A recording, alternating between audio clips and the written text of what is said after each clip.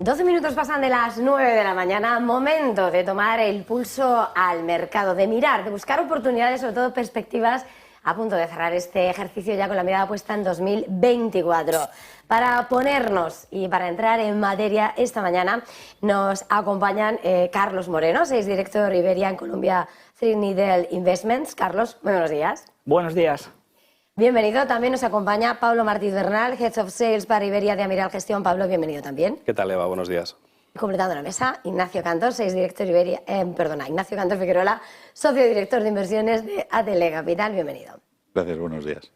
Bueno, lo primero, estamos en la cuenta atrás, punto de partida prácticamente de lo que va a ser 2024. Lo primero, esa fotografía, como veis, ese arranque, este momento para cambiar el ejercicio, ¿no? Sobre el cambio de ciclo, que entonces nos confundimos. A ver, ¿quién empieza? ¿Carlos? Dejando atrás 2023, que parece ser que hemos acertado bastante poco a lo que pensábamos al principio, que esto iba a ser de renta fija, que ojo con la renta variable, recesión y tal. Parece ser que en 2024 ya sí. Parece ser que en 2024 ya sí que esperamos que la renta fija aporte, que la renta variable haga más o menos bien, dependiendo de cómo sea la recesión, que ya lo hablaremos a lo largo del programa, y poco más. O sea que constructivos es con la palabra que utilizan los ingleses en ese aspecto. ¿Y Pablo? Sí, nosotros desde Amiral Gestión claramente, y como bien indicaba Carlos, pues ha sido un año complicado y muchos no hemos acertado en el resultado final, pero hay que mirar un poco la situación con cierto optimismo, y lo cierto es que la normalización de tipos de interés pues ha vuelto a traer una tipología de activo como es la renta fija a unas rentabilidades para prácticamente todo el mundo razonables sin asumir muchos riesgos, y eso hay que verlo con un tono positivo. La renta variable sí que es cierto que ha obtenido pues unas rentabilidades quizás un poco superiores a las esperadas, pero lo que creemos, y mirando ya de cara a futuro, no tanto en el retrovisor, lo que creemos es que hay algunas tipologías de activo dentro de la renta variable que ofrecen oportunidades de entrada atractivas, y bueno, pues sí que hay algunos nubarrones que luego podemos comentar, aspectos que hay que tener un poco monitorizados, pero el tono es razonablemente optimista de que bueno, hay buenas oportunidades y sin asumir excesivos riesgos, que eso es algo que en el último lustro era muy difícil de conseguir. Bueno, ya cuando hablemos de estrategia vamos a ir metiéndonos en esas tipologías. Ignacio, ¿cómo lo ves? Bueno, no lo vemos mal, en ATL no lo vemos mal en el sentido. Es verdad que el año podías pensar que los tipos habían acabado de subir el 31 de diciembre de 2022. Eso parece poco probable. Lo que habíamos tenido era un año históricamente malo en renta fija y que ya te ponía en un punto de partida donde los inversores podían obtener rentabilidades. Claro, si seguía subiendo no, pero ya había más colchón, que es la ventaja que tiene tener un carry positivo después de tantos años sin, ¿no? Y al final yo creo que las carteras en general de los clientes, supongo que aquí tendría discusión con alguno, pero en general no tienen mala rentabilidad. Es verdad que podíamos haber esperado un poquito más, pero es verdad, como decía Pablo, que con esa renta variable que ha aportado bastante, pues en general es verdad que ha salido más favorecido el cliente que tuviera más riesgo que el cliente más conservador, que todavía está un poco renqueante después de ese año 2022 tan complicado, ¿no? Pero es verdad que también el planteamiento a principio de año era que la recesión llegaba, lo que no sabíamos si era en el segundo trimestre, en el tercero o en el cuarto. Bueno, pues realmente no ha llegado. Hay una economía que no crece mucho, pero no ha llegado. ¿Va a llegar el año que viene? Pues estamos casi en el mismo escenario. Parece más probable, la tasa de paro o el desempleo ha subido algo, pero sigue habiendo buena creación de empleo, se siguen abriendo posiciones. Parece que el brote inflacionista y sus consecuencias están razonablemente controladas. Entonces, bueno, yo creo que puede ser un año de consolidación y sobre todo partiendo de un escenario que no está mal. Si las empresas siguen ganando dinero, los resultados siguen apoyando, tampoco deberíamos esperar un año tremendamente negativo, ¿no? Y los bancos centrales se han vuelto a rearmar y tienen margen para ir actuando a futuro, ¿no? Lo cual tampoco es un escenario tan malo, ¿no? Para afrontar el 24. Luego, pues como siempre pasa, no acertaremos una. Bueno, estamos poniendo poniéndonos en situación de cara a lo que está por venir, ya estamos apuntando esas probabilidades de recesión que desde 2023 era como una crónica muy anunciada y seguimos anunciándola, precisamente por volver, ya a retomar lo que estabas diciendo, Ignacio, vuelvo con Carlos desde Columbia Threadneedle, mirando ese escenario de lo que se va a esperar, sobre todo venimos mirando lo que siempre estamos repitiendo este año porque se esperaba recesión, pero luego resiliencia de la economía americana. Ajá. La semana pasada teníamos debilidad de ADP, las JOLTS también sonaban algo más débiles, el informe de empleo sorprendía con resiliencia de nuevo. No sé hasta qué punto cómo se mide, por tanto, esa lectura del mercado laboral en medio de lo que está siendo esa subida de tipos y qué esperáis. Bueno, seguimos viendo que la economía es muy resistente, fundamentalmente todo por, como tú decías, por el empleo, que aunque parecía, volvió a salir un buen dato, la ocupación vuelve a aumentar. Por lo tanto, todo eso lo que nos da es el dato de consumo. El dato de consumo también fue relativamente bueno. Todo eso lo que nos da es una economía que sigue siendo resistente y que nosotros lo que vemos es que no sabemos si va a llegar la recesión, pero si llega en algún momento va a ser bastante soft, que dicen los ingleses, o sea, suave y no esperamos nada fuerte, de momento. Para nosotros lo único que puede hacer descabalgar esto en donde estamos terminando la pista de aterrizaje es cualquier evento geopolítico que no lo tenemos obviamente monitorizado. Cualquier cosa con China, que la guerra a Israel se vaya más de madre de lo que está, etcétera, etcétera. Por lo tanto, en líneas generales vemos que poco a poco estamos aterrizando, que parece que ese aterrizaje va a ser relativamente suave, gracias por el consumo, gracias por todo el ahorro que traíamos del COVID, etcétera, etcétera, y el empleo que sigue estando relativamente fuerte. Las apuestas parece que los inversores optan más otra vez que aunque van a conseguirse ese aterrizaje. Pablo, desde Mera Gestión, ¿cómo lo veis? Nosotros creemos que, pues un poco como apuntaba ya Carlos, hay que matizar la recesión. Al final no deja de ser más de 2 trimestres consecutivos con caída del PIB. Entonces, eso clasifica, por ejemplo, un menos 0,1%, pues 2 trimestres consecutivos ya estás en recesión. Entonces, la palabra recesión da un poco de vértigo, pero sí que creemos que va a ser probablemente una recesión técnica la que sufra la mayoría de las economías occidentales, sobre todo lo que más nos interesa es Europa. Ahora bien, nosotros vemos las valoraciones que ofrecen algunos subsegmentos de la renta variable y es que la recesión ya está más que descontada, con lo cual pues, no nos parece preocupante, no solo porque no va a ser una recesión muy grave bajo nuestro punto de vista, sino porque los precios de entrada ya están reflejando el escenario más negativo.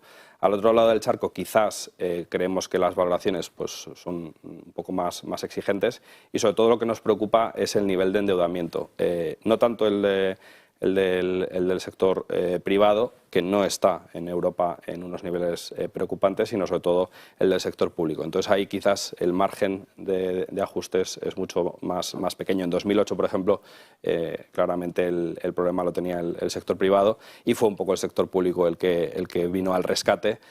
Aquí no hay margen para que venga al rescate nadie del sector público, con lo cual digamos que hay un poco menos de margen, pero bajo nuestro punto de vista en 2024 pues, vemos diferentes categorías de activos con valoraciones, puntos de entrada buenos y bueno, pues la recesión no debe de preocuparnos. Sí que es cierto que a algunos les ha quitado el sueño durante un año y viendo las rentabilidades de la renta variable, pues claramente se han perdido una subida. O sea que nuestro consejo siempre es hay que estar invertidos y no hay que tener miedo a lo que está por venir. La mayoría de la gente, como decía Peter Lynch, pues se ha perdido más dinero anticipando las crisis que en las propias crisis o en las propias correcciones. Ignacio, desde ATL Capital. Bueno, pues como bien decía Pablo, probablemente es la recesión más telegrafiada de la historia, ¿no? Y precisamente por ser tan telegrafiada, pues no acaba de llegar o no acaba de manifestarse. Y hemos puesto, no parches, pero sí bastantes ya medidas para paliar esa crisis. Es verdad que se ha comparado mucho con los años 70, con esa segunda ronda de inflación. Yo creo que a día de hoy es verdad que coincidió con un par de conflictos, pero parece difícil que la recesión sea profunda si es que al final se produce. Hay que recordar también que en Estados Unidos vamos hacia año electoral, en una campaña que probablemente va a estar bastante reñida y que si alguien parte con desventaja seguramente es el presidente en el poder y no querrá que la economía sea otro factor que acabe con su candidatura, ¿no? Con lo cual seguramente ese será otro elemento para que el propio Estados Unidos busque no caer en esa recesión. Sabemos que la Reserva Federal probablemente es bastante independiente, pero bueno, pues siempre podría echar una mano, ¿no? Lo que decíamos, los bancos centrales están rearmados para ayudar. O sea que no vemos una recesión en ese sentido tan profunda, ¿no? En cuanto a los mercados y las valoraciones, pues hombre, llevamos un tiempo donde es verdad que los mercados han subido algo, pero probablemente menos que los beneficios. Entonces, potencialmente Europa está algo más barata, pero con unos crecimientos a futuro seguramente menores, y Estados Unidos está algo más cara. Pero si quitamos los famosos 7, los magníficos 7, etcétera, que esos probablemente sí están muy pasados de valoración, también son los que mayores crecimientos a futuro presentan, o potenciales, y luego podríamos discutir sobre uno u otro, pero yo creo que fuera de eso, el resto del mercado americano, los 490, por no decir 93, sí están a unos múltiplos más razonables. Entonces eso es una gran cosa mientras los beneficios aguanten. Claro, si además de tener 2 trimestres negativos tenemos unas empresas o el consumo, como bien decía Carlos, se resiente muchísimo y de repente empezamos a ver unas cifras de consumo muy negativas, pues seguramente sí tendremos un problema. Y luego, pues lo que nos pasa siempre, que pretender que lo que pase en Estados Unidos no afecte a Europa, pues parece complicado y seguramente, aunque Europa tenga pues todo mucho más moderado, seguramente no tendremos una independencia bursátil o de comportamiento bursátil. Está claro que si estornuda Estados Unidos lo vamos a saber. Estabais señalando de alguna manera, telegrafiando de nuevo esa recesión, esas características bastante suaves, ¿no? A priori, por lo que se está dibujando. Antes de pasar a más temas, sin lugar a dudas, llega lo que va a ser definitivamente en este contexto, con estas expectativas también, lo que vayan a hacer los bancos centrales. Esta es la semana de Powell y Lagarde. Prácticamente descontado la pausa para esta vez, pero lo único que importa es el momento del pivote. Hoy Goldman Sachs lo adelantaba en el calendario, las previsiones de decir no os adelantéis, no adelantéis al mercado, que no tenemos ni bajo control la inflación, pero sorprende. No sé, mirando a esa expectativa, ¿cómo veis precisamente cuáles van a ser los pasos a dar? ¿Cómo va a interpretar todo ese data sus señorías? Powell, no sé si queréis por empezar por este lado, desde Amiral Gestión. Nosotros desde Amiral normalmente no nos mojamos con respecto a cuáles van a ser las decisiones y, de hecho, el último año, los últimos 2 años, un poco de expectativas de la actuación de los bancos centrales, prácticamente nadie ha acertado. Ahora quizás se ha dado un poco la vuelta. Sí que es cierto que al final no hay que olvidar un poco la teoría de la reflexividad que decía, que explicaba George Soros. Pues lógicamente un poco las políticas monetarias afectan al mercado y viceversa. Entonces, es muy difícil el acertar cuál va a ser el movimiento. Lo que sí que es cierto es que hace a lo mejor 6 meses había muy poca visibilidad con respecto a un poco el final, viendo la luz al final del túnel. Ahora claramente hay más visibilidad y bueno, pues los bancos centrales, los banqueros centrales juegan mucho más o cada vez juegan más con las palabras que con estrictamente su propia actuación. Entonces, bueno, nosotros no tenemos una opinión en firme.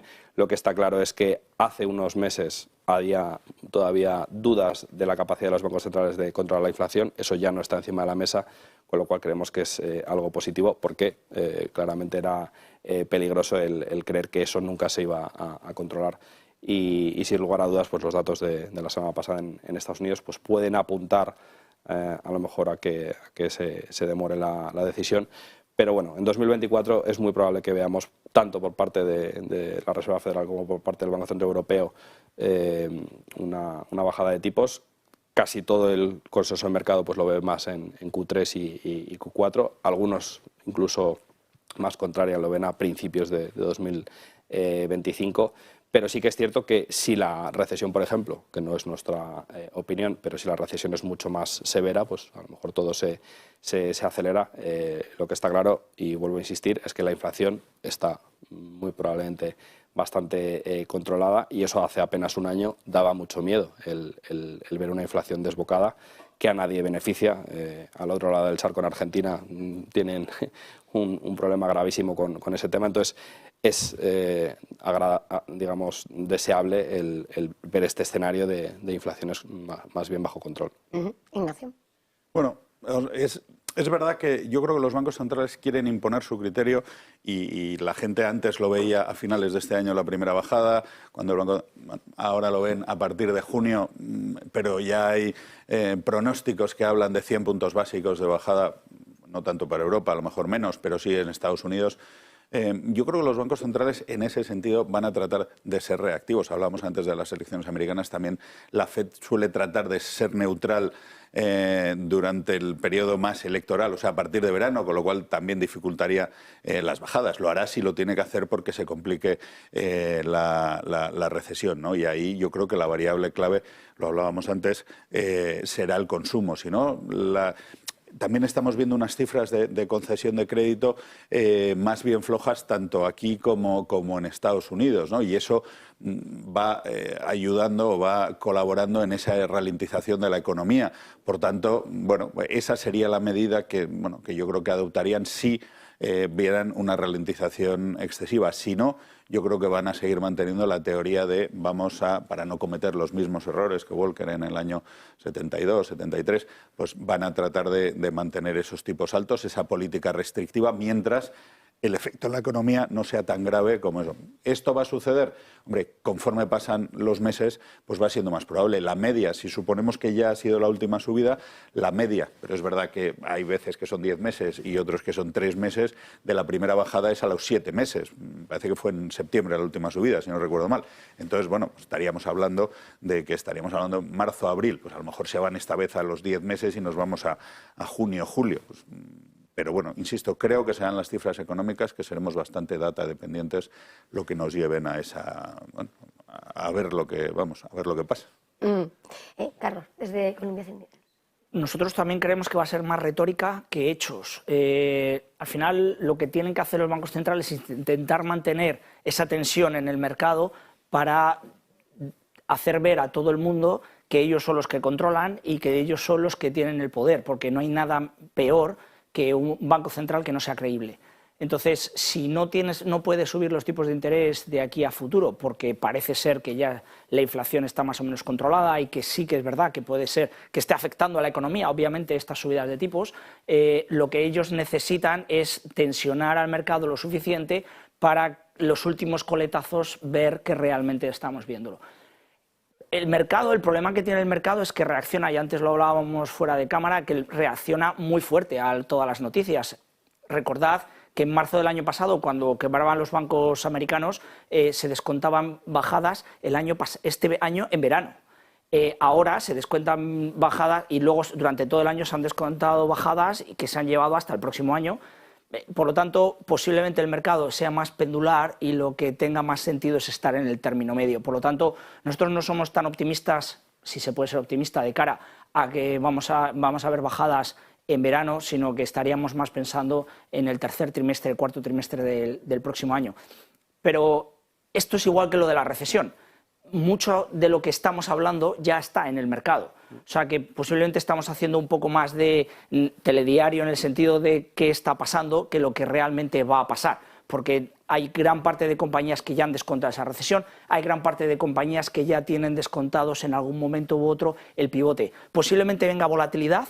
Si como el mercado dice es en mayo y al final es en septiembre, octubre, noviembre o diciembre, ahí sí que puede haber volatilidad y que en algunos momentos de este año, 2024, veamos caídas de mercado simplemente porque salgan 3 o 4 datos buenos y volvamos otra vez a ver próximas subidas de tipos o ralentización en esa bajada de tipos. Por lo tanto, yo lo que pensaría es a medio o largo plazo, pensar cuál es tu nivel de renta variable y a partir de ahí mantenerte en él, porque es complicadísimo seguir al mercado e intentar hacer market timing.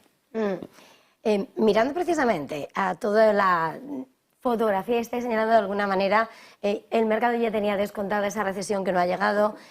Apuntabais al principio, ¿no?, lo que la renta fija dejó de desear, luego hablaremos de estrategia, pero no quiero dejar de pasar y saltar de años sin pasar por lo que también iba a ser la promesa de este año, que iba a ser China, y que sin embargo tampoco ha dado de sí lo que se esperaba, esa reactivación, ese fin de de la pandemia, de las restricciones que veíamos justo y contábamos, empezamos a contar hace un año.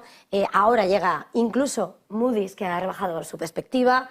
Las luces no son tan brillantes. No sé, mirando a lo que es vuestra posición sobre China, a la hora de diversificar, posicionarle, no sé, ¿cómo miras a China? Ignacio, ¿quieres empezar?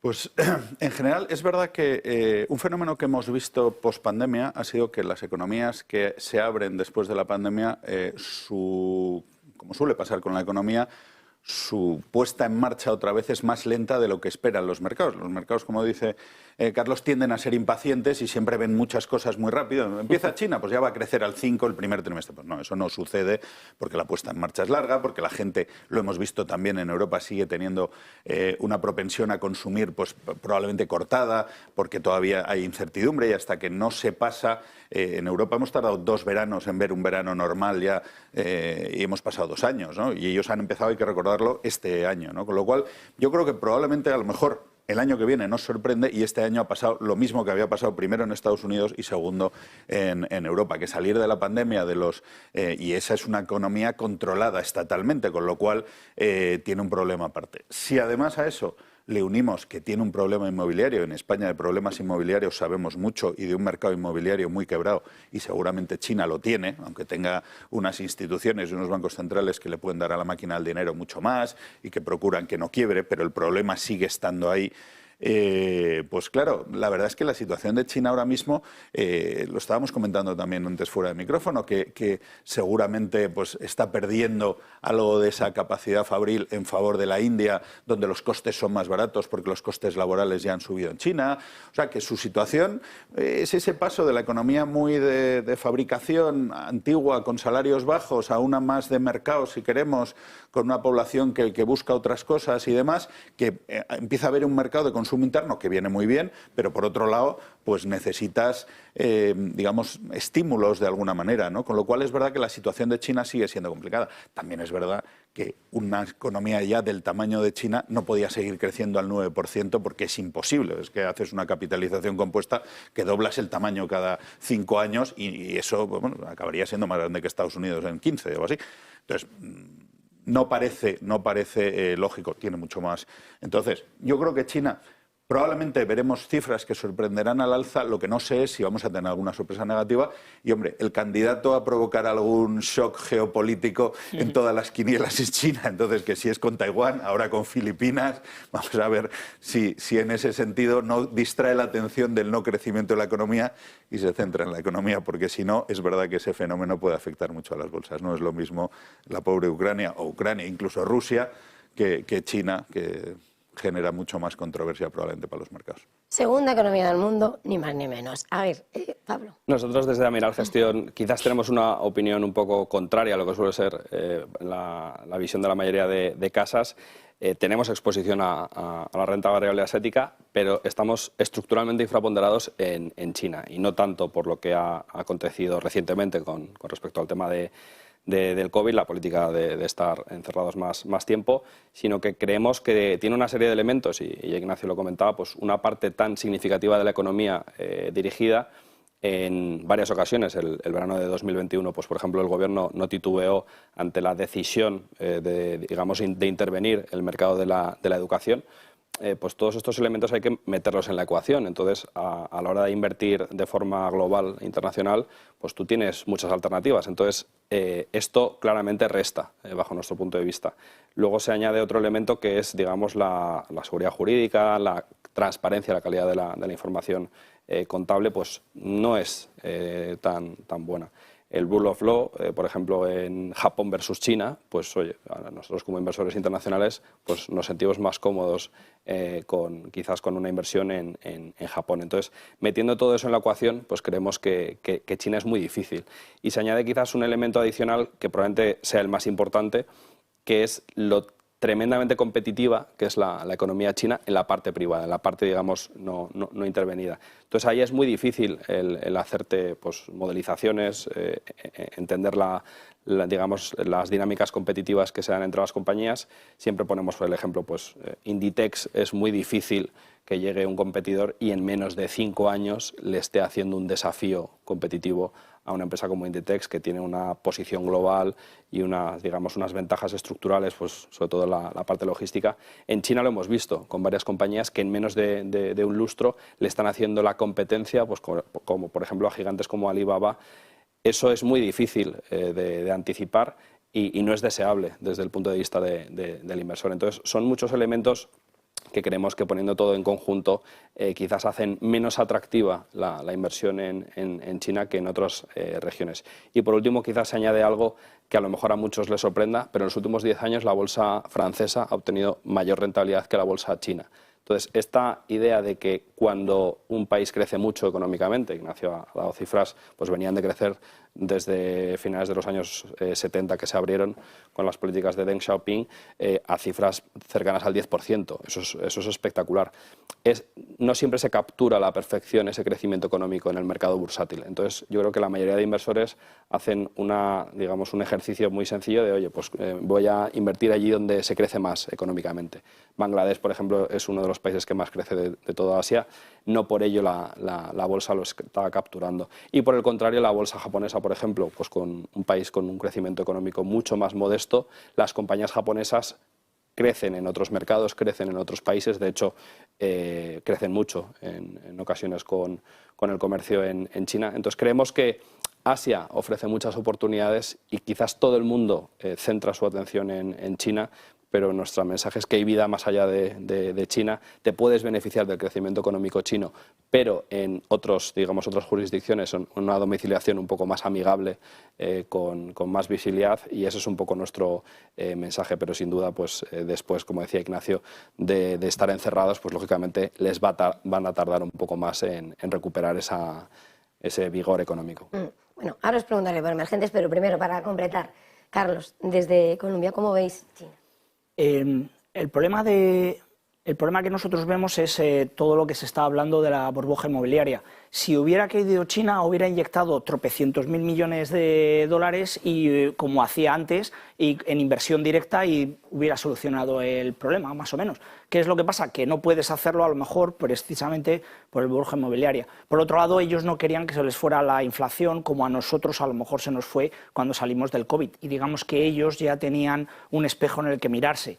Entonces, ¿quién sabe por qué ellos no están haciendo esto? Efectivamente, China lo que menos tiene es información y claridad. Entonces, que posiblemente todo el mundo estemos empezando a mirar China desde los ojos de Europa y que posiblemente jugando consumo de lujo estés jugando mejor el posicionamiento en China, eso es bastante claro. Por otro lado, es verdad que China está muy barata, entonces hay gente que posiblemente pueda empezar a mirar China, pero que cualquier persona que esté invertido en un fondo de renta variable global va a tener alguna acción China si merece la pena tenerla. Por lo tanto, posiblemente es mejor empezar a invertir, y ahora seguro que hablamos de renta variable, a través de fondos de renta variable global, que ellos sean los que miren y que analicen cada uno de ellos, porque posiblemente, ya te digo, que es mejor comprar, a lo mejor, digo yo, Louis Vuitton o cualquier acción de consumo, que si realmente despega China, y lo hemos visto en el primer trimestre de 2023, en el momento en el que China despegaba, el consumo europeo voló. Entonces, a lo mejor es mejor hacerlo así, que como dice Pablo, son jurisdicciones un poco más amigables. Voy a extender ahora mi pregunta, porque decía hace un momento, mirando ahora, ya entrando más en estrategia, mirando a mercados geográficos, quería preguntaros precisamente cómo vais dibujando de cara a 2024 esa estrategia de mercado. Desde Miguel.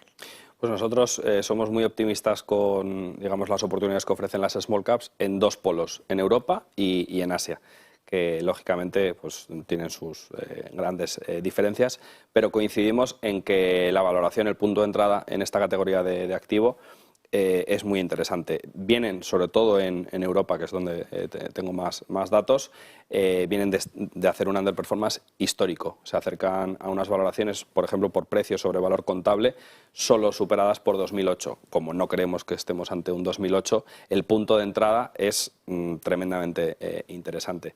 Quizás sería interesante digamos, discutir por qué una categoría de activo está tan barata. Pues oye, el mercado en general no te regala nada, pero sí que creemos que bueno, pues han sido una serie de circunstancias. Europa en los últimos 10 años pues siempre ha sido como la eterna promesa que no ha cumplido hasta este año, que en términos de rentabilidad no lo está haciendo mal en relativo. Y luego también han sido sobre todo un lustro en donde pues, muchas temáticas lo hacían francamente bien. Entonces nosotros creemos que todo el mundo se ha olvidado de las small caps europeas. También las asiáticas, como insisto, son baratas, pero centrando sobre todo en rentabilidad europea, nos parece que con dos condicionantes, invirtiendo en compañías que no tengan deuda y que sean líderes en sus respectivos mercados, pues tenemos ciertas garantías. Siempre la inversión en small caps da un poco más de vértigo, pero la realidad es que precisamente en los contextos en los que se materializa la recesión, el punto de entrada es el adecuado. Es justo cuando parece que da más vértigo el entrar en esta categoría de activo. Históricamente lo han hecho mejor. Por ejemplo, en Estados Unidos, justo en un contexto como era el año 75, en donde el petróleo, por ejemplo, pues se había disparado, se había multiplicado por 10, de $3 a $30, había recesión, había guerras energéticas, guerras en Oriente Medio, o sea que el contexto era parecido, igual que ahora había subido los tipos de interés del 7 al 20%, pues precisamente en ese periodo, pues periodo 75-1981, cada año las small caps americanas hicieron un 42% de rentabilidad anualizada. No creemos que se vaya a repetir esto, pero simplemente para ilustrar que es un poco contraintuitivo, en contextos complicados y de recesión, las small caps lo pueden hacer bien y creemos que bueno, pues están injustamente penalizadas y, como comentaba al principio hablando de la recesión, el peor escenario ya está descontado y ya está en precio, con lo cual pues creemos, y encima este año, que creíamos que podían empezar a recuperar, no lo han hecho, con lo cual ahora están más baratas que el 1 de enero, con lo cual creemos que es un punto de entrada muy interesante. Desde Colombia. Bueno, nosotros estamos bastante de acuerdo también con el tema de las small caps. Este año estamos empezando a ver clientes institucionales que han empezado a comprar small caps precisamente por estas valoraciones. Nosotros tenemos europeos, globales, americanos, hemos visto demanda en casi todo de ellos. Las valoraciones son bastante atractivas. Si miramos las rentabilidades, el S&P 500 ha hecho casi un 20% y el S&P 400 ha hecho un 6%. Por lo tanto, realmente, y si hubiéramos ajustado más de esos números, hubiéramos hecho el S&P 490, posiblemente estaríamos en un 50 y no sé cuántos de las 7 magníficas estas. Por lo tanto, se están quedando atrás. Si no llegamos a ver ese escenario de recesión apocalíptico o algo por el estilo, o algún tema de geopolítica que nos obligue a que los precios de las commodities se vayan a ir al alza y por lo tanto retrasemos estas subidas de tipos de interés, de las bajadas de tipos de interés, perdón, etcétera, etcétera, creemos que las small caps están en un momento adecuado para comprarlos en los medios y los largos plazos, porque es verdad que posiblemente después del mes de noviembre veamos cierta volatilidad el próximo mes o 2 meses y entonces ya se nos diga que es que, y efectivamente las small caps son volátiles. Pero si compramos con los periodos que nosotros vemos en el mercado, que es a 3 años, 5 años, creemos que son oportunidades siempre en su justa medida. Para cada uno tenemos nuestro nivel de aversión al riesgo y en este caso nuestros asesores y nuestros banqueros privados nos podrán aconsejar en dónde mejor poner nuestro dinero. Siempre buscando asesoramiento.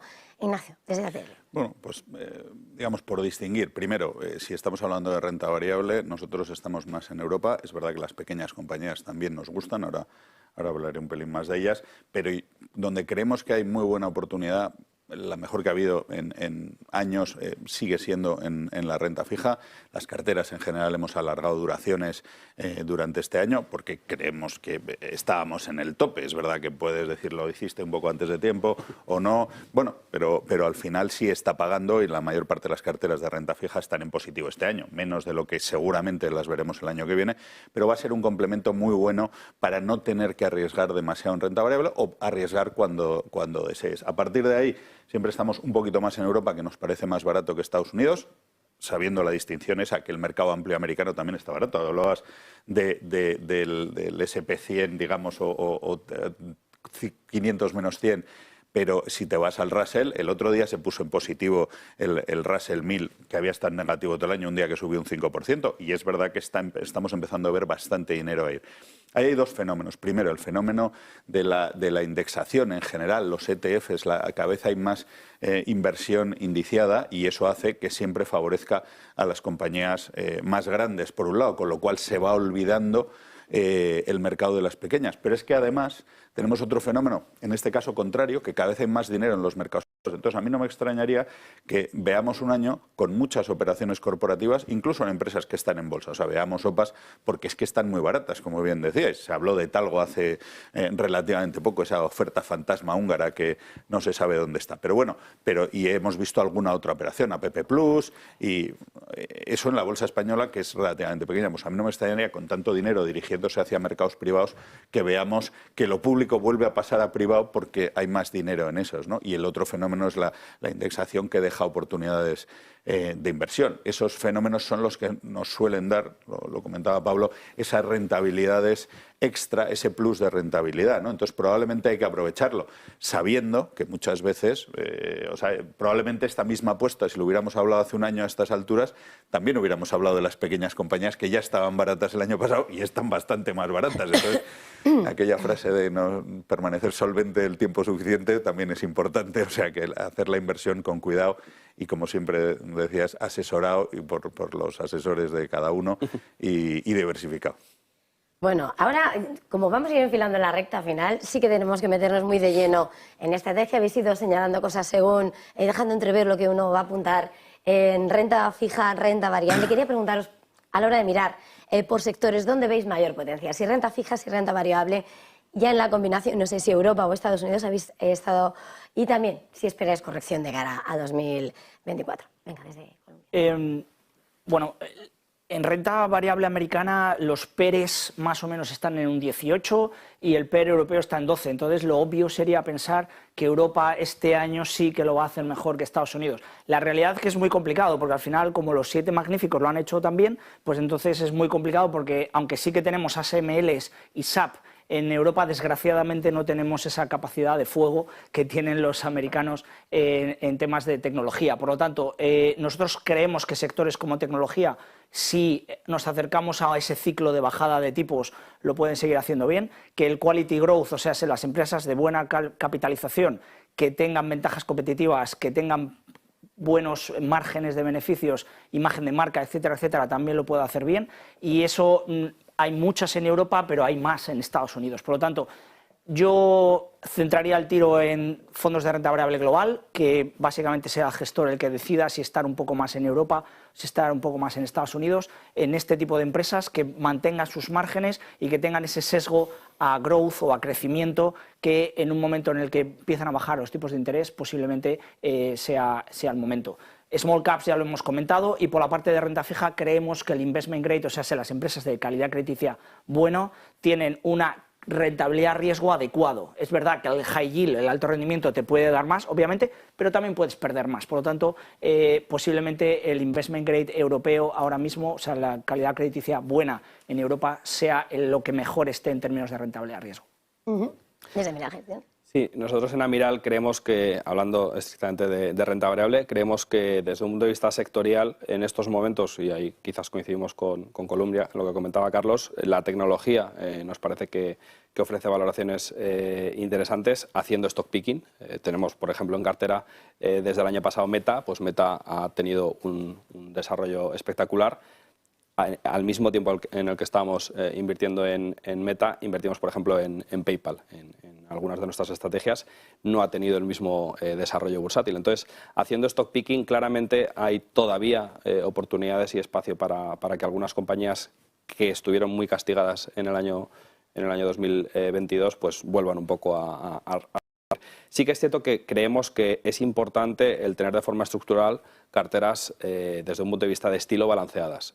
Y quizás eso lo que te exige es, por ejemplo, pues si tienes tecnología, tener el contrapeso, por ejemplo, de tener compañías industriales. En el caso concreto de las compañías industriales, por la fase del ciclo en la que estamos, creemos que es muy importante que hayan demostrado ya la capacidad de sostener los márgenes, de aguantarlos, y eso al final pues no todas las compañías industriales lo tienen. Y en segundo lugar, que tengan un nivel de endeudamiento razonable, porque al final en un contexto de recesión pues las compañías industriales pueden pasarlo mal. Entonces, con esas salvedades pues creemos que tanto tecnología como compañías industriales ofrecen en estos momentos buenas oportunidades, fundamentalmente donde veíamos valor, como dije anteriormente, es en Europa y en Asia. Y hablando concretamente de la renta fija, quizás aquí tenemos una opinión un poco contraria. Vemos más valor en el high yield con cierta selectividad, con unos rendimientos aproximadamente 100 puntos básicos inferiores a lo que suele ser los benchmarks de high yield. Sobre todo vemos valor en Europa porque es fundamental el tener una cercanía con las compañías. Y en términos de duración, quizás también somos un poco contrarios porque no las hemos incrementado mucho y estamos con duraciones bastante prudentes. Creemos que el invertir en high yield pues te exige, lógicamente, las duraciones son más cortas, pero preferimos tener incluso duraciones inferiores. En el binomio rentabilidad-riesgo nos parece que lo más atractivo en estos momentos está ahí y quizás con duraciones largas pues se corren más riesgos, que al final es un poco lo que queremos evitar en ese segmento. Y se me olvidó mencionar en la parte de renta variable que el quality value nos parece que ofrece una oportunidad muy interesante. El último año ha funcionado francamente bien, precisamente porque algunas de las compañías de más calidad del mundo son tecnológicas. Entonces el punto de entrada el año pasado fue una oportunidad que no todos los años se va a repetir y que afortunadamente pudimos aprovechar. Ignacio, desde Atele. Pues ya he comentado que en general, o sea, yo creo que cada uno debe estar balanceado a su riesgo y eso es lo más importante para no llevarte grandes sustos. A partir de ahí, cliente a cliente o por masas, pues la renta fija hemos alargado duraciones, efectivamente en la parte más gubernamental, algo en corporates de alta calidad, pero es verdad que ahí las duraciones pues, son menores o es más difícil alargar. Y no descartamos el high yield en esa parte, pues estamos más en los financieros, que en marzo pues la caída de los bancos americanos dio una oportunidad, se abrieron muchísimo los spreads y eso nos permitió ir construyendo carteras con buenas rentabilidades, porque si mantenemos tipos relativamente altos, los bancos vuelven a ganar dinero, sobre todo si no sube la mora, y parece que por ahora no lo está haciendo, salvo que nos metamos en una recesión muy grande, con lo cual sí puede ser un segmento a tener, ¿no? Con lo cual, un poco de todo, siempre con un cierto sesgo, pero dentro del high yield, pues probablemente, ya digo, iríamos más hacia el financiero, ¿no? O sea, T1s y subordinadas. Luego, en la parte de renta variable, pues yo creo que aquí sí tenemos una preferencia por Europa, sin dejar a Estados Unidos y en Estados Unidos siendo selectivo. Las pequeñas compañías, como ha dicho Pablo y también Carlos, nos gustan y creemos que hay valor, y precisamente por los dos motivos que he dicho antes, por los mercados privados que puedan dárselo y porque, bueno, muchas veces esas compañías pequeñas regentadas por familias o demás tienen una situación financiera mejor, que por si llega a esa recesión están menos endeudadas, con lo cual pueden salir ganadoras de esta tendencia, ¿no? Ahí, digamos, el contra es pues, la inversión indiciada, que estas compañías no participan, pero genera oportunidades, ¿no? No descartaríamos tener algo en emergentes, pero probablemente menos en China, como hablábamos antes, pero sí en emergentes porque están baratos. Ahí probablemente la clave será el dólar. Sigue manteniendo una fortaleza importante, pero a lo mejor sí lo vemos dirigirse más a la zona de 1,15, 1,20 y eso sería bastante favorable para la mayor parte de las economías emergentes, ¿no? Y luego en sectores, pues no se ha comentado, pero el industrial nos gusta, pero también nos gusta el sector de la energía, con un petróleo que tampoco no creemos que esté en la banda de los 80-90, pero sí más probable en la de 70-80. 70-80 las compañías ganan dinero, es verdad que tienen que invertir, con lo cual sería energía y auxiliar de la energía, porque toca una época de inversión, pero están baratas y a estos niveles ganan mucho dinero. O sea, es que ves los múltiplos de algunas de las grandes europeas con una buena rentabilidad por dividendo, están a Pérez 3, 4, 5, que es demasiado barato. No es una inversión muy ESG, pero bueno, también en ese sentido estamos viendo, y la COP aquí, pues que la inversión está disociándose ya o empezando a disociarse algo del ESG y volviendo a pensar en lo que es la inversión, que es ganar dinero independientemente de, ¿no? Entonces, y las compañías han hecho mucho por limpiar su imagen y nunca mejor dicho. Pues se nos acaba el tiempo, lo siento porque hablaríamos mucho más tiempo, pero voló como el año se está yendo. Muchísimas gracias a los tres. Pablo Martínez Bernal, Head of Sales para Iberia de Amiral Gestión, Carlos Moreno, Sales Director Iberia en Columbia Threadneedle Investment, e Ignacio Santos Figuerola, Socio Director de Inversiones de Atele Capital. Un placer tenerles a los tres. Feliz jornada, feliz negocio, feliz recta final de año. Muchas gracias. Muchas gracias. Y nosotros hacemos una pequeña pausa para publicidad y enseguida volvemos.